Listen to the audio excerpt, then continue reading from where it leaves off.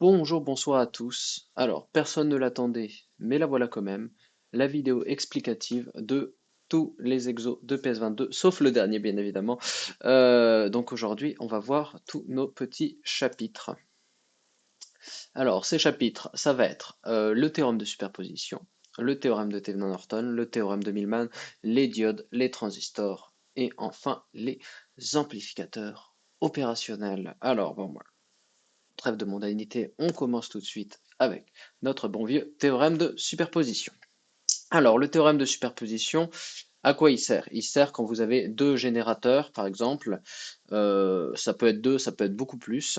Le but, ça va être de retirer tous les autres générateurs de tension ou de courant, ça marche avec les deux, et ensuite d'additionner les intensités afin d'avoir des combinaisons d'intensité et savoir les intensités résultantes finalement.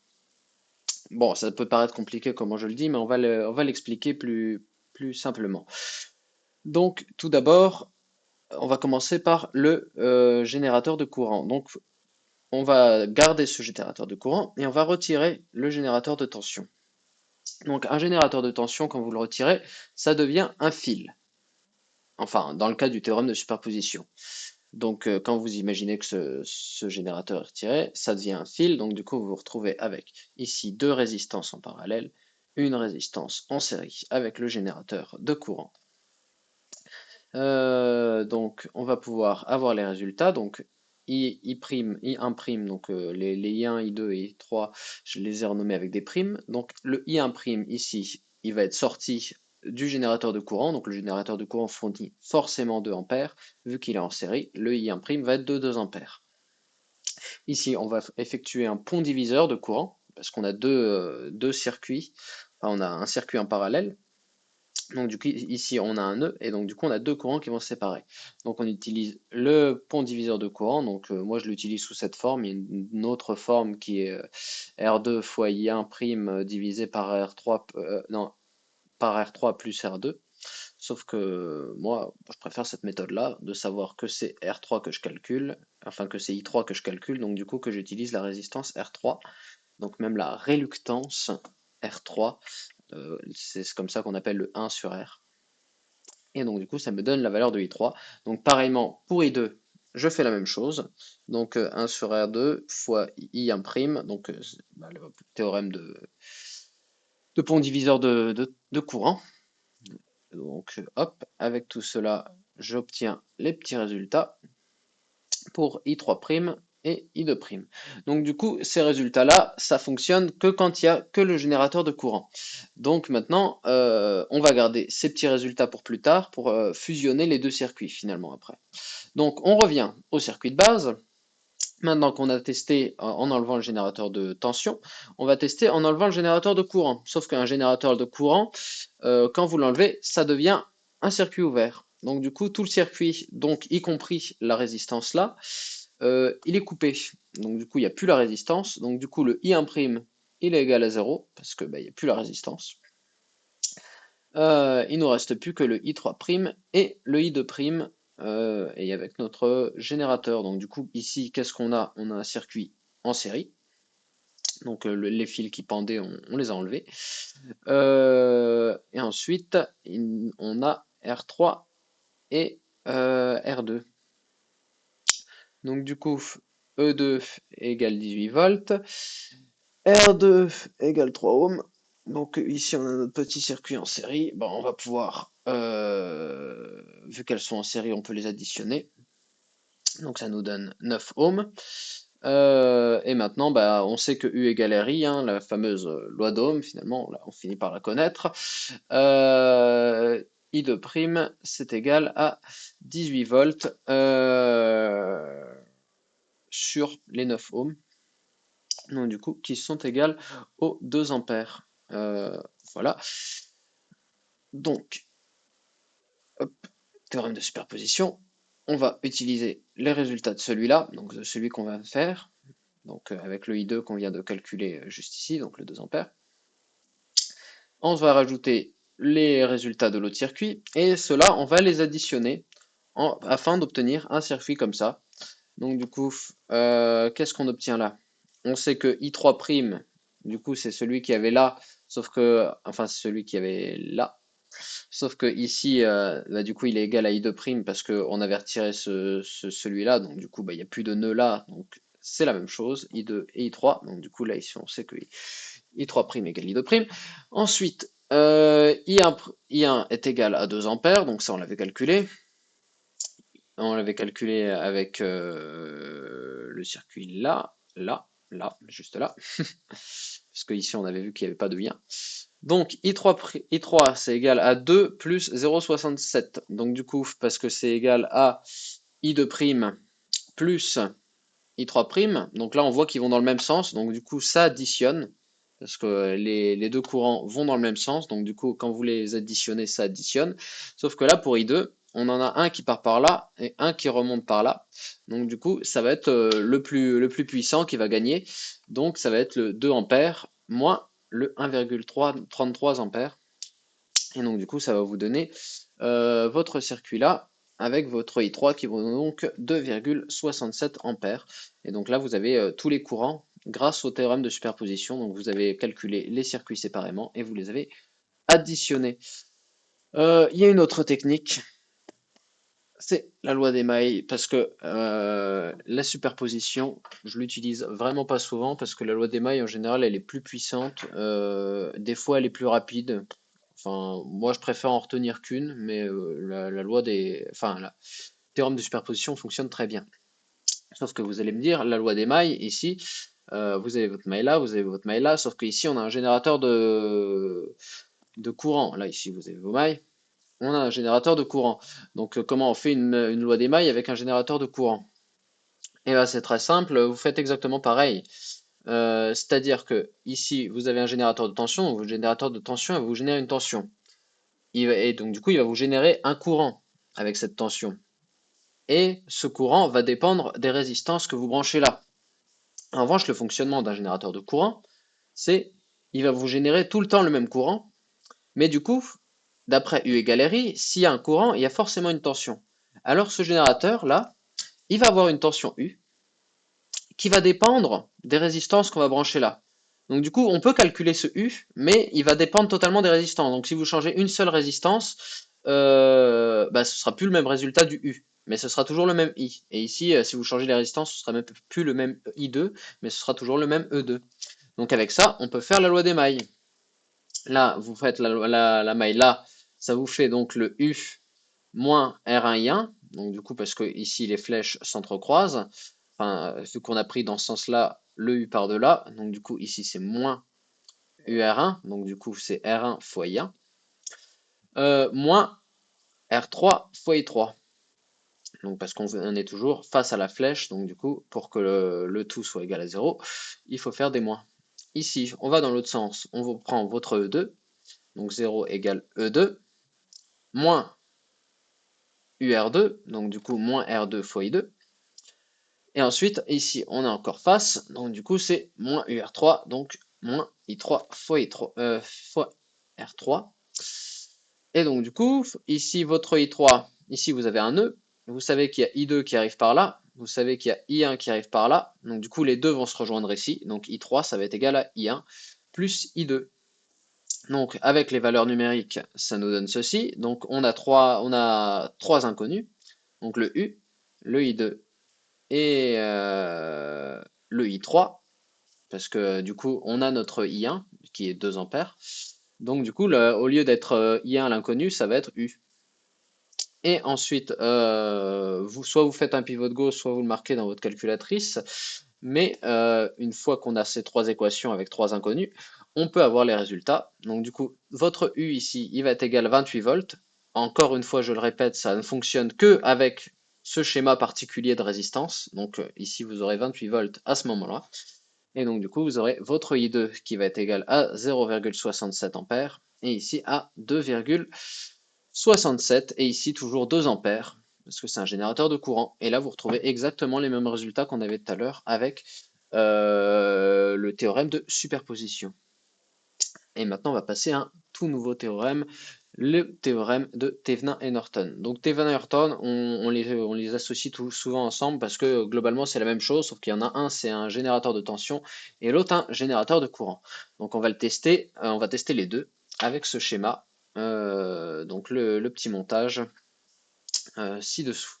Donc d'après le théorème de Thevenin, à quoi il sert? Il sert à transformer tout ça, donc tout ce qu'il y a avant cette résistance-là, juste un générateur avec une résistance. Donc du coup, en gros, si jamais vous avez un système informatique et qu'il y a plein de résistances en série, machin, qui servent à différents trucs pour faire marcher votre ordinateur ou votre enceinte, par exemple, si vous voulez brancher un haut-parleur ici, et que bah, vous avez toute une architecture juste avant, bah, votre architecture elle changera pas, mais vous voulez dimensionner votre haut-parleur. Donc du coup, bah, vaut mieux avoir juste une résistance en série avec un générateur de tension, ça vous facilite vachement les calculs, histoire de calculer celui-là.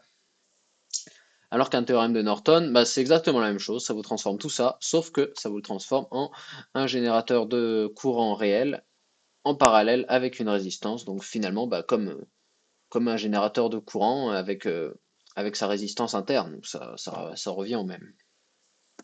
Donc on va commencer par Thévenin. Donc on a mis les petites valeurs. Qu'est-ce qu'on cherche? On cherche le I. Donc le I là, c'est celui-là qu'on cherche. Donc la première étape, on va chercher la résistance équivalente entre A et B. Parce que comme je vous l'ai montré tout à l'heure, ça va être une résistance équivalente et un générateur équivalent. De remplacer tout ça par une résistance équivalente à un générateur équivalent. Donc, on va retirer la charge qu'on cherche à mesurer. Donc celui-là, il va dégager. Et ensuite, on va retirer le générateur pour avoir les résistances équivalentes. Donc le générateur de tension, ça devient un fil, comme avec le théorème de superposition. Et ensuite, on dégage celui-là. Et maintenant, le but, ça va être de fusionner des résistances sans détruire le point A et B. Parce que par exemple, si vous avez un truc en série, si vous dites le 900 et le 900 sont en série là, et ben là vous détruisez le point B quand vous les additionnez. Donc du coup ça va pas. La première chose qu'on voit ici, c'est finalement que ici c'est en parallèle, que ici on va dire qu'il y a un hypothétique point C. Si on fusionne celle-là et celle-là, ça va fusionner le point C ici et ça va fusionner le point A ici parce que bah il y a pas d'autre point donc le A va rester le A et le C va rester le C. Donc bah, vous fusionnez ces deux résistances pour avoir une résistance équivalente. Donc bah, la formule, hein, moi j'aime bien cette formule-là, encore une fois il y en a une autre. Donc ensuite on va se retrouver avec ce circuit, donc la résistance qu'on vient de calculer et celui-là. Donc ici maintenant qu'est-ce qu'il nous reste à faire pour avoir la résistance équivalente? Encore une fois là on a des séries, sauf qu'il faut se méfier beaucoup avec les résistances en série, parce que ici vous détruisez le point A, ici vous détruisez le point B. Donc bah, qu'est-ce qui nous reste avec ces résistances en série? Juste les deux là.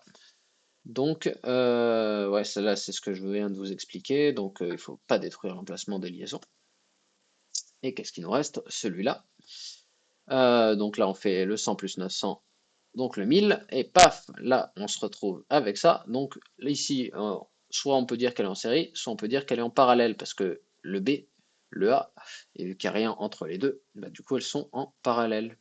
Et comme ça, on ne détruit pas A et B parce qu'ils ont le même point.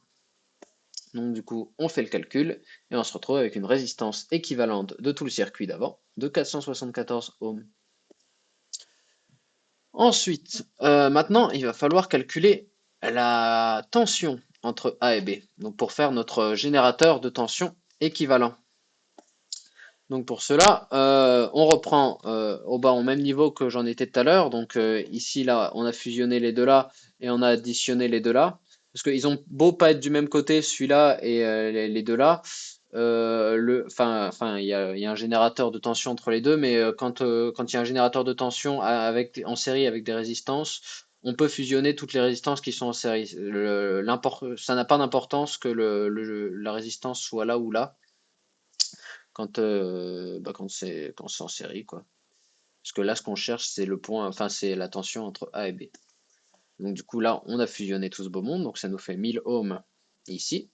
Ici, on se retrouve avec un générateur de tension, et ici, euh, un circuit, enfin, entre A et B, quoi. Donc, qu'est-ce qu'on va trouver? Le pont diviseur de tension pour avoir la tension entre A et B. Parce qu'ici, on a une tension là, enfin une tension là, on a une tension là. Donc du coup, bah, pour avoir la tension entre A et B, on fait le pont diviseur de tension. Donc 900 fois les 5 volts divisé par 900, enfin 900 plus 1000. Donc ça nous fait 2,37 de résistance équivalente. Et donc du coup, tout notre circuit, il va se transformer en ça. Donc on va transformer tout ça en juste ça. Et ensuite, on peut remettre la résistance qu'on cherchait là, ici. Et maintenant, ça va être beaucoup plus facile de calculer le I, parce qu'on a tout ça. Donc pour calculer le I, bah, U égale RI. Parce que R, ici on a deux résistances en série, donc on peut les additionner. 674 ohms. Ici on a notre I égale U sur R. Donc 2,37 divisé par 674, 3,52 milliampères. Maintenant on va passer au théorème de Norton. Donc on cherche I. Les premières étapes, on cherche la résistance équivalente entre A et B. Donc là c'est exactement la même méthode que pour Norton.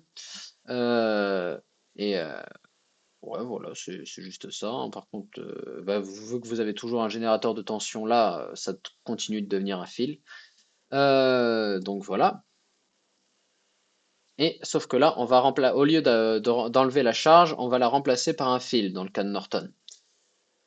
Donc du coup, on va avoir notre 1000, notre 900 qu'on avait juste là. Donc là, le 1000, c'est l'équivalence entre tout ça là. Enfin la fusion des deux là et la fusion des trois là. Donc on va avoir notre 1000 et notre 900, donc on va remplacer le générateur de tension par un générateur de courant. Donc on va calculer le nouveau courant, U égale RI toujours, donc I égale U sur R, donc pour transformer un générateur de courant, un générateur de tension en générateur de courant, bah, on utilise ça, donc 5 volts divisé par 1000 ohms, ça va faire un générateur de courant de 5 milliampères en parallèle avec 1000 ohms. Paf. Donc du coup, on va fusionner les résistances pour avoir la résistance équivalente entre A et B. Donc on les fusionne là, ça nous fait le 474 ohms de tout à l'heure. Et ensuite, on va avoir le courant qui passe par le court-circuit entre A et B. Donc du coup, qui est égal à 5 milliampères. Donc, tout ce beau monde, on a réussi à le transformer. On a transformé tout ça par 5 milliampères qui se barre par là. Et bon, après, 5 milliampères, ça marchait ici, parce que ben, il n'y avait que celle-là de résistance, donc du coup, tout le court-circuit passait par là. Sauf que du coup, là, ça va juste être un générateur qui va générer 5 milliampères tout le temps. Euh, et ici, on va rajouter les 200 ohms. Donc du coup, maintenant, on va pouvoir calculer le I en rajoutant les 200 ohms. Donc, le pont diviseur de courant, on va l'utiliser pour cette résistance-là. Donc, 1 sur 200 fois donc 5 milliampères, ça fait 5 fois 10 puissance moins 3 ampères, divisé par 1 sur 200 plus 1 sur 474. Et on retrouve exactement les 3,52 milliampères qu'on avait trouvé tout à l'heure. Donc, Thevenin ou Norton, ça revient au même, mais c'est juste que bah, générateur de tension et de courant. Maintenant, on va passer à un autre théorème très important, qui est le théorème de Millman. Donc, ce théorème, il sert à connaître la tension en un point, parce qu'on a souvent l'habitude de connaître une différence de tension entre deux points, mais là, ça sert à le connaître dans un point. Bon, là, on a cette formule qui est absolument barbare, là, même moi, je ne saurais pas vous l'expliquer en la voyant comme ça, enfin, je ne saurais pas la reconnaître que c'est Millman. Donc du coup, on va plutôt faire un exemple, c'est beaucoup plus concret quand on l'applique. Donc on considère le circuit schématisé ci-dessous, il faut calculer en milliampères la valeur du courant I, donc qui passe par là, la résistance de charge, RC, 2 kΩ. Donc du coup là, ici, on a des générateurs de tension, euh, on cherche le courant qui passe dans une seule résistance, on a plein de résistances, on peut se dire, tiens, je vais faire un petit Thévenin. Donc du coup, pour le Thévenin, on retire la résistance de charge. On va calculer la résistance équivalente entre A et B, donc avec un fil à la place des générateurs. Donc du coup ici pour vous la faire rapidement, donc vu qu'il n'y a plus le générateur là, il n'y a plus le générateur là, donc c'est des fils. Donc du coup on cherche la résistance équivalente entre A et B. Donc le premier point, ça va être de fusionner les deux résistances en parallèle là afin d'avoir une seule résistance au point A, enfin entre A et C. Donc du coup, après, ici, on va se retrouver avec deux résistances en série, ici. Donc du coup, on va avoir la résistance en série là.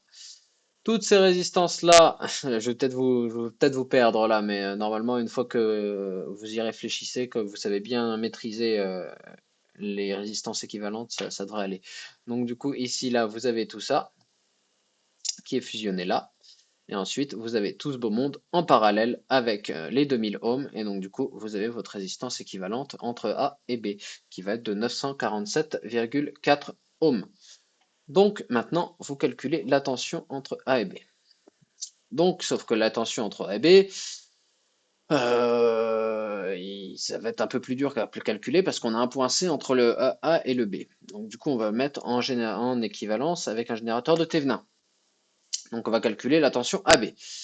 La tension VA, ici on a la masse. Donc la masse, le M, on a le Q d'un générateur de tension, l'autre Q d'un générateur de tension, donc votre 0 volt il va être là. Si vous avez 0 volt là, et que ici vous avez un générateur qui vous fait une montée de 41 volts, alors au point A, vous aurez directement 41 volts. Voilà, parce qu'il n'y a rien qui les gêne. Alors qu'ici, il y a une résistance qui les gêne, donc au point B, il n'y aura pas directement 12 volts. Il y aura 12 volts ici, mais il n'y en aura plus 12 volts au point B. Donc, la tension VC, ce que va vous expliquer le théorème de Millman, c'est comment calculer la tension juste au point C. Donc, comment ça marche?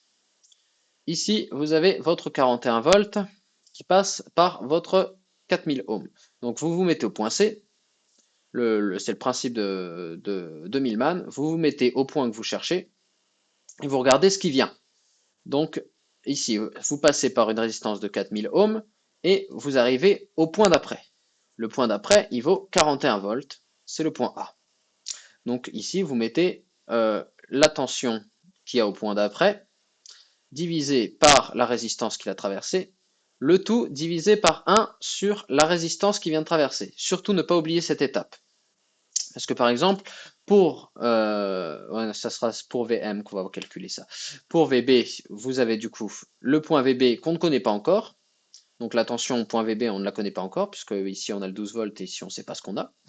Donc divisé par les 1000 ohms, divisé par 1 sur 1000 ohms. Et enfin, le dernier, ça va être VM, donc le point VM, ici, vous partez toujours du point C, vous arrivez au point M, vous passez par 1000 ohms, donc du coup ça va faire VM divisé par 1000 ohms, divisé par 1 sur 1000. Sauf que ici, votre VM, ici, on sait qu'il vaut 0 volts, donc vous enlevez juste ce qu'il y a au-dessus. Mais pensez bien à le marquer quand même, parce que sinon vous risquez d'oublier celle-là, et celle-là elle reste après. C'est VM qui est égal à 0, pas sa résistance. Donc du coup, cette résistance-là, elle est quand même très importante à prendre en compte pour avoir votre point VC. Sauf que VC, vous avez la valeur de VC en littéral, sauf que ici, vous avez VB, et VB, vous ne le connaissez pas. Donc vous faites exactement la même chose au point VB. Vous regardez la tension au point VB. Ici, il y a une tension juste, enfin vous regardez le point d'après, donc la tension au point d'après, c'est VC divisé par 1000, divisé par 1 sur 1000. Et la tension au point d'avant, c'est les 12 volts, donc 12 volts divisé par 2000, divisé par 1 sur 2000. Donc du coup, ici, vous avez VC et VB. Donc VB qui dépend de VC et VC qui dépend de VB. Ça vous fait deux équations, deux inconnues, donc pivot de Gauss ou calculatrice, et vous obtenez VB égale 10 volts, VC égale 9 volts. Et donc du coup, U à B, la tension U à B, donc on sait c'est celle qui va vers A en partant de B. Donc du coup, vous partez de B, vous allez vers A. Donc le A c'est 41 volts, le B c'est 10 volts. Donc du coup, en passant de là à là, vous obtenez 41 moins 10. Donc U à B, vous augmentez de 31 volts en passant de. Donc quand vous partez de B et que vous arrivez à A, il faut augmenter de 31 volts. Donc du coup là, vous avez vos tensions U à B. Paf, vous avez votre générateur équivalent, donc les 31 volts qu'on avait trouvé juste avant, la résistance équivalente qu'on avait trouvé juste avant, et là, comme d'habitude, vous fusionnez les deux résistances là, parce qu'on est en série, pour avoir le point, pour avoir la tension, l'intensité I. Ensuite, vous avez votre I qui est égal à 31 volts divisé par la résistance qui est égale à 10,52 milliampères. Donc du coup, on a transformé tout ce beau monde en ce circuit pour avoir la tension I qu'on avait supprimé juste là, la résistance qu'on avait supprimée juste ici. Maintenant, on va passer au semi-conducteur. Alors, un semi-conducteur, ça se comporte pas tout à fait pareil qu'une résistance. Donc, on va commencer par les diodes. Donc, les diodes, ça peut être avec ou sans lumière, et ça ne laisse passer le courant que dans un seul sens, dans la mesure de la tension de claquage. Donc, en gros, la tension de claquage, ça veut dire que ça vous laisse pas passer de courant ici, enfin, en très très très très moindre mesure. Sauf que bah, au bout d'un moment, ça claque et ça vous laisse passer le courant. Mais une fois que vous avez atteint cette tension-là, donc en passant dans le mauvais sens, quoi, si le courant va dans le mauvais sens, votre diode elle est foutue. En général, soit elle éclate, soit bah, elle a grillé et puis du coup ça devient un fil, quoi. Globalement, elle est totalement foutue, quoi. Sauf que ici, ça va se comporter avec ce qu'on appelle une tension de seuil. Donc en gros, ici, il y aura pas beaucoup de courant, vraiment pas beaucoup, hein, comme au claquage là. Sauf que au bout d'un moment, d'un courant US, là, ça va devenir exponentiel et donc du coup, votre courant va passer comme s'il n'y avait rien. Sauf que d'abord, il faut atteindre cette tension US. Donc ça peut se schématiser comme ça. La tension d'une diode, ça va être la tension de sa résistance en série avec la tension d'un générateur de tension, mais en sens inverse au courant qui la traverse. Du coup, là, ça passe dans le cul, hop, ça vient là, il y a une tension qui part par là, et ici, vous avez une tension d'un générateur de tension, mais schématisée en résistance. Enfin, en schéma résistance, si vous préférez. J'ai oublié le nom. C'est pas format générateur, c'est format récepteur. Donc du coup, on va tester comment fonctionne les calculs de diode dans un circuit. Donc dans le montage schématique ci-dessous, la diode D est considérée en troisième approximation. Donc du coup, la troisième approximation, et ça peut être en plusieurs approximations une diode. Donc la deuxième approximation, c'est juste avec une tension. Et là, c'est la tension et la résistance équivalente de la diode. Donc on va chercher le courant ID approximatif. Donc on va prévoir si la tension dépasse les 2 volts, parce que ici il faut que ça dépasse les 2 volts pour qu'elle devienne passante, sinon elle est bloquante. Donc du coup on va tenter de savoir si la tension UD dépasse les 2 volts. Donc première étape, on va supposer que la résistance est bloquée pour calculer la tension à ces bornes ici pour savoir si ça dépasse les 2 volts. Donc on va en retirer tout ça. Et ensuite, on va placer un neutre. Le neutre, bah, vous le placez comme vous voulez. Moi, j'ai décidé de le placer ici, parce que je trouve que c'est bien pratique pour ça. Sauf que du coup, ça va pas être le neutre ici. Ça va être très important à retenir pour le début. Donc, on va pouvoir calculer les tensions. Donc ici, on a 5 volts. 5 volts en série avec ces deux résistances-là. On a de la chance, les résistances-là, elles font tous les deux 2 kΩ, donc du coup ça sépare nos 5 volts en 2,5 volts, donc la moitié de 5 volts. Donc lui il va se partager 2,5, lui il va se partager 2,5, et ici il y aura 0. Donc ici on a 0, on monte de 2,5, on a 2,5, on monte de 2,5, on a les 5 volts. On est bon. Sauf que du coup, ici, notre résistance là, vu qu'elle passe de 0 à là, donc ici on va voir 0 parce qu'il n'y a pas de générateur entre les deux, donc ici c'est le même fil, donc du coup ici ça va être 0 volts. Parce que bah, on sait que la masse est ici. C'est assez abstrait à retenir comme ça, parce que ici on a l'habitude que la masse soit à l'arrière d'un générateur de tension, mais ici bah, elle est placée là. Donc du coup il y aura 0 volts qui va passer cette résistance, parce que le série est pas bouclé. Donc si on a 0 volts là et que on a un générateur de tension, donc générateur de tension, ça veut dire que ici ça va monter de 5 volts. Donc en passant de là à là, on va monter de 5 volts. Donc ça veut dire que si on arrive à 0, on retire 5 volts. Donc du coup, ici, on aura moins 5 volts. Parce qu'on aura retiré 5 volts. Donc là, si on a moins 5 volts plus 5 volts, on obtient les 0 volts et on est bien à la masse. On est bon. Sauf que du coup, ici, on aura 0 volts à cette tension-là. Euh, alors, on va avoir le UD. UD, ça va être égal à la tension d'arrivée moins la tension de départ. Donc du coup, la tension de départ, c'est moins 5 volts. Donc du coup, ça va être 2,5 moins 5 volts. Donc ça va être 7,5 volts.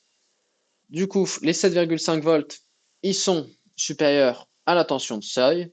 Donc du coup, la diode va être passante pour le reste de notre circuit. Donc vu qu'elle est passante, on peut la mettre en équivalence avec son circuit équivalent. Donc on a remplacé la diode par sa résistance équivalente et sa tension équivalente. Donc la tension équivalente, elle est face au courant. Donc il va y avoir une tension de 2 volts là. On peut passer en troisième approximation. Donc voilà, on voit facilement les équivalences entre les générateurs et les résistances en série. Donc ici on a deux générateurs de résistance qui sont en série. Donc on va pouvoir fusionner tout ce beau monde. Donc ici on va avoir 5 moins 2 volts et ici 1 plus 7 volts, ce qui va nous donner 8 ohms et 3 volts. Donc dans ce sens-là. Voilà, et maintenant on va pouvoir utiliser la loi des mailles avec tout ça.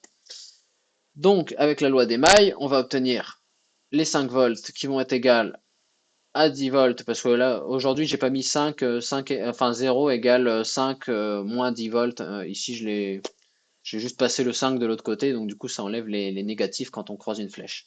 C'est une autre façon de faire la loi des mailles. Donc on va avoir 5 volts qui va partir par là.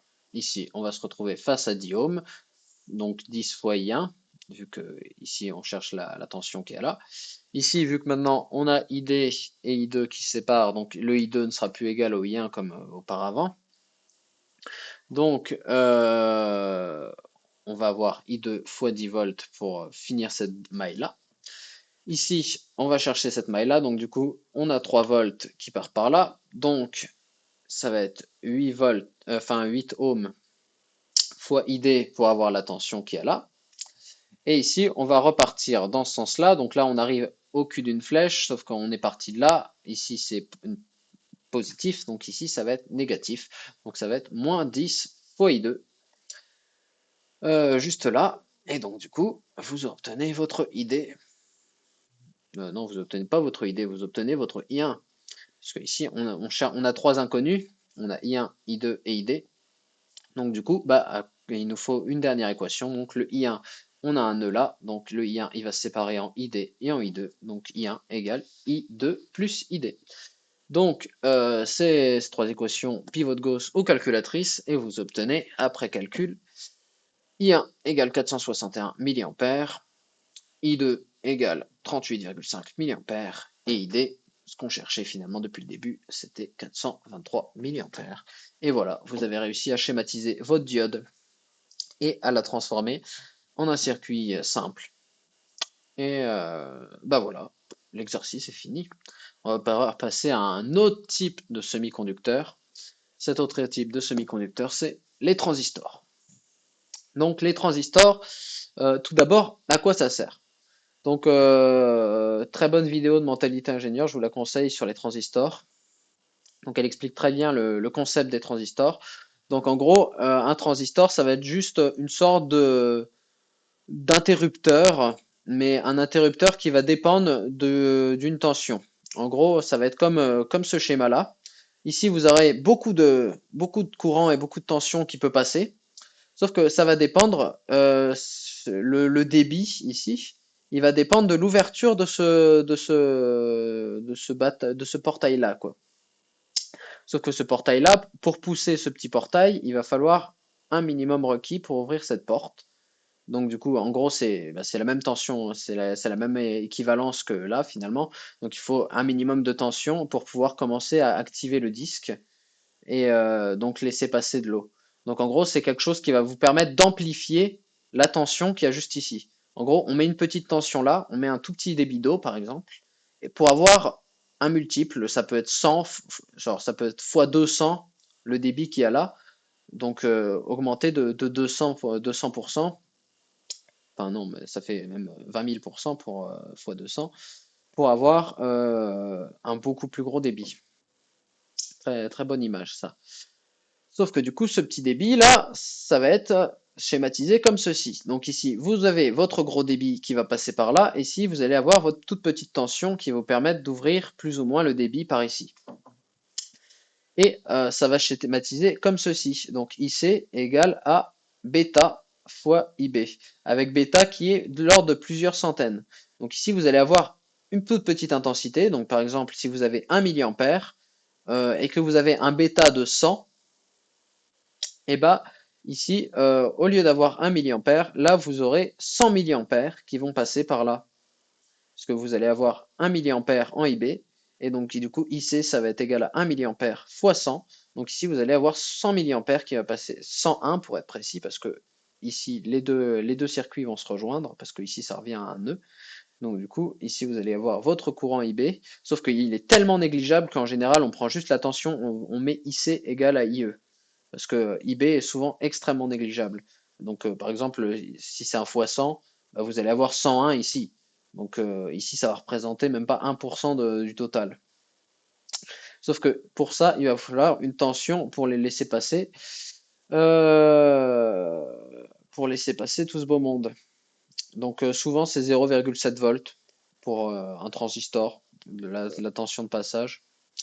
Mais bon, ça peut varier. Donc comptez pas toujours là-dessus. Mais si on vous le précise pas, en général, c'est 0,7 ou 0,8. Donc, on considère le montage. On va utiliser maintenant ce montage juste là parce que ici, souvent, avoir un circuit d'entrée avec sa propre pile et enfin, ses propres générateurs de tension là et là, c'est pas souvent le cas. Souvent, ça se représente comme ça le générateur. Vous avez enfin, un même générateur de tension ici, vous avez la même masse ici, sauf que ici, vous allez avoir des résistances qui vont varier afin de faire varier le courant IB, qui va vous faire varier le courant IC. Considère le montage de polarisation du transistor par pont diviseur ci-dessous. Donc le transistor utilisé a les caractéristiques suivantes, bêta égale 200, UBE égale, donc UBE c'est la tension là, enfin la tension nécessaire à faire passer, donc il va être égal à 0,8. Et quand le transistor est bloqué, UCE SAT égale 0 volts. Donc, du coup, en gros, ici, là, il peut y avoir une tension, effectivement, ça peut voler de la tension par ici, mais ici, ça est égal à 0 volts. Donc, du coup, bah, c'est parfait. C'est comme si, s'il est totalement ouvert, ça se comporte comme un fil. Ici, il n'y a pas de tension, il n'y a pas de vol de tension. Maintenant, il va falloir calculer le courant IB. Donc, dans un premier temps, nous devons faire le schéma équivalent de Thévenin au circuit d'entrée. Donc, ici, on a le circuit d'entrée. Donc, le but, ça va être de transformer tout ce beau monde en juste ça, donc en un générateur de tension. C'est là que ça va nous servir beaucoup Thévenin. Parce que, en gros, ça va nous permettre de transformer tout ce beau monde en juste ça. Donc, un générateur de 16 volts qui va rester là, donc qui va rester sur ce circuit-là. Sauf que ça va être de transformer tout ce circuit-là en ça. Donc, EB, RB, IB. Donc, comment on fait pour transformer tout ce beau monde? Alors, on sait d'abord que là, entre la masse et le point là, il y a les 16 volts. Donc, les deux circuits étant en parallèle, ils ont la même tension. Donc, on peut faire un pont diviseur de tension pour avoir le générateur équivalent de Thévenin. Donc, pour avoir le générateur équivalent de Thévenin, on va chercher la tension qu'il y a ici, donc entre 0 volts et donc la tension au point A finalement. Donc, vu que la tension entre A et B, ça devient la même, donc on va calculer la tension au point A. Je ne sais pas si vous me comprenez bien. Ici, vous avez 0, ici vous avez 16, ici vous avez le point A, et on cherche la tension AB. Donc du coup, bah, la tension au point A, parce que A et B, c'est à peu près la même tension. Enfin, c'est la même tension. Donc, votre pont diviseur de tension, vous avez votre 16 volts là, vous mettez votre 2,2 divisé par 10 plus 2,2, sauf que bah, bien évidemment c'est des kilo-ohms, donc on met fois 10 puissance 3. Donc ici vous avez votre générateur de équivalent de tension qui va être de 2,89 volts à ce point-là. C'est très bien.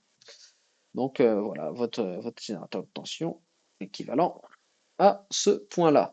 Maintenant, il va falloir chercher la résistance équivalente. Donc, comme nous l'avons vu pour la méthode de Thévenin, nous allons remplacer tous les générateurs de tension par des fils et nous devons trouver des équivalences sans briser les liens entre A et B. Donc du coup, en gros, là, c'est comme s'il y avait un générateur ici de 16 volts et que ici c'était sa masse, ici c'était son générateur, quoi. Là, imaginez un générateur ici et que tout cela se regroupe. Donc du coup, bah, le générateur, il va devenir un fil entre tout ce beau monde.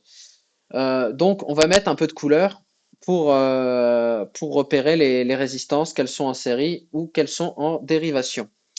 Donc ce qu'on cherche, c'est avoir la résistance équivalente sans briser les points A et B. Donc ici, on voit que tout ce beau monde est celui-là, l'orange. On voit que ici on a du orange, ici on a du jaune, ici on a du orange, ici on a du jaune.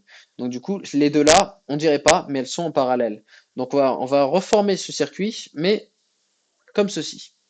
Donc ici, on a notre 10 kΩ, notre 2,2 kΩ. Si vous regardez les couleurs, on n'a rien bougé là.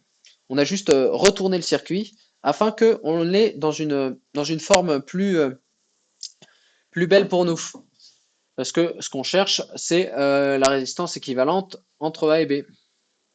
Et donc du coup, ça va être ce qui se passe juste là. Donc on a une résistance en dérivation. Donc RB, donc R au point B, ça va être égal au 1 divisé par 1 sur 1200, parce que ici on calcule deux résistances en parallèle. Donc 1 sur 2200, plus 1 sur 10 000.